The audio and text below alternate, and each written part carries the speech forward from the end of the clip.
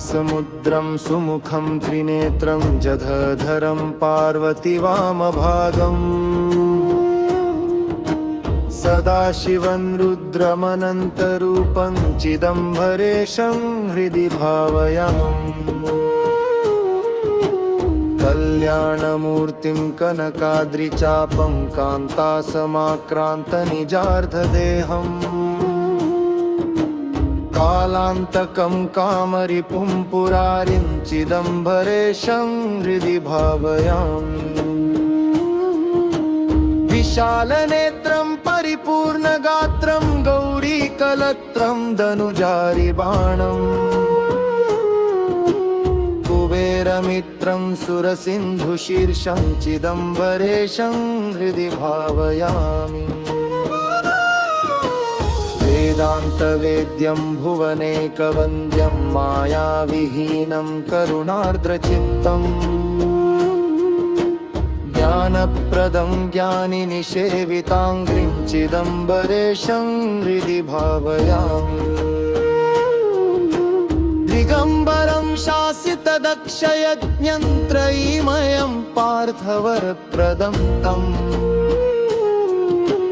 सदादयं वह्निरविन्दुनेत्रं चिदम्बरेशं हृदि भावयामि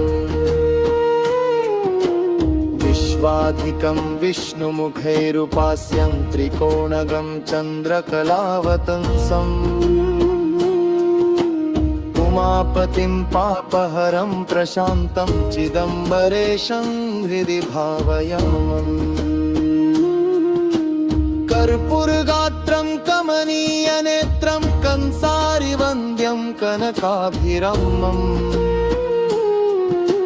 कृशानुढक्ताधरं प्रमेयं चिदम्बरेशं हृदि भावयामि कैलासवासं जगतामधीशं जलन्धरारिं पुरुहूतपूज्यम् महानुभावं महिमाभिरामं चिदम्बरेशं हृदि भावयामि जन्मान्तरारूढमहाघपङ्क्तिः प्रक्षालनोद्भूतविवेकतश्चयम् पश्यन्ति धीरा स्वयमात्मभावात् चिदम्बरेशं हृदि भावयामि अनन्तमद्वैतमजस्रभासुरं ह्यतर्क्यमानन्दरसं परात्परम् यज्ञाधिदैवं यमिनां वरेण्यं चिदम्बरेशं हृदि भावयामि वैयाग्रपादेन महर्षिणा कृतां चिदम्बरेशस्तुतिमादरेण पठन्ति ये नित्यमुमासखस्य प्रसादतो यान्ति निरामयं पदम्।